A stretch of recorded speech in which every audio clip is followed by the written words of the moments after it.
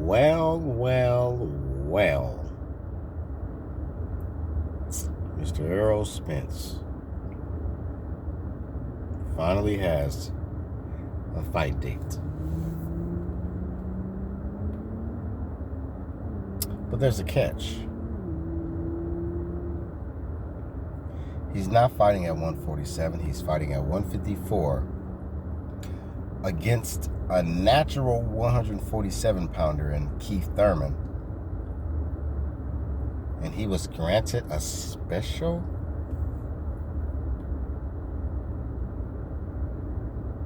fight, a special privilege to fight out of his weight, the weight that he has 3 belts in.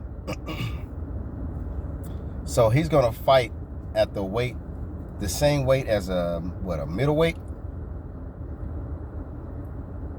So you're going to fight at the same weight as one of your best friends, your boyfriend, Jermell Charlo, and you're going to y'all basically going to Thurman agreed to it. So I guess y'all didn't punk him to move up to 154 to fight you, Mr. Spence. I guess where you feel you're strongest.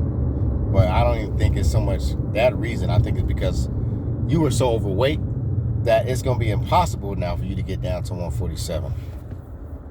You already exposed yourself. Nobody even had to expose you, Mr. Spence.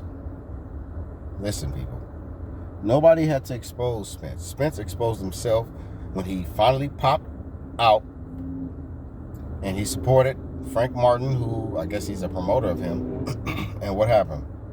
We saw overweight, beer belly Spence. Punky, chunky Brewster Spence. So, like I've said before, in my video where I said the real reason why Spence is not fighting Bud Crawford. And I said it's because your personal life has overshadowed your professional life. Your personal life, Spence, has destroyed your professional life to where you are stuck between a rock and a hard place. What sense does it make to move up to 154 to fight a non-title fight against a 147-pounder, bro? And your fanboys, they support this? This is y'all's king? Come on, man. How many thousands of excuses is Spence going to use now to avoid fighting Bud Crawford? Mr. Spin the Block. So that's your way. That's your way of showing that you're spinning the block. You make all these 1,000 excuses. You're quiet during negotiations when Bud Crawford was talking to your camp when you weren't even present, and then you keep popping up on Twitter, keep tweeting little weird, goofy, immature stuff, like you really your own boss. When we all know you are not your own boss. You are an employee, a slave, pretty much. After the way Al Heyman has been handling y'all over there. Come on, man. It blows my mind how easily people are fooled by this clown. And how people don't see what's really going on. Errol Spence's camp does not want Errol to be nowhere near Bud Crawford. They do not want him in the ring against Bud Crawford. If you think Bud Crawford is ducking or scared of Errol Spence, you tweaking on something. Let me know what you tweaking on. Because the proof is in the pudding. And they recruited your boy Mayweather. I mean, it all dawned on me. It's like, yeah, he stepped in for Al Heyman to sabotage that fight and to ultimately sabotage Terrence Crawford, to stop Terrence Crawford from possibly becoming a 2-time undisputed champion and becoming an undisputed champion in a weight class that Mayweather ruled when he was fighting at 147. He ruled a lot of weight classes, but I don't think Mayweather was ever undisputed. No. He showed didn't become undisputed in at welterweight at 147. Because real talk, Mayweather, he did avoid some fighters, man. What about Timothy Bradley? Timothy Desert Storm Bradley. Why didn't Mayweather fight him? Timothy Bradley fought Pacquiao, and Timothy Bradley fought Juan Manuel Marquez. Timothy Bradley was fighting at 147 for a minute. Nobody talks about this stuff. Mayweather avoided a lot of fighters. He fought a lot of good fighters too now, but at the same time, because Mayweather was my dog. I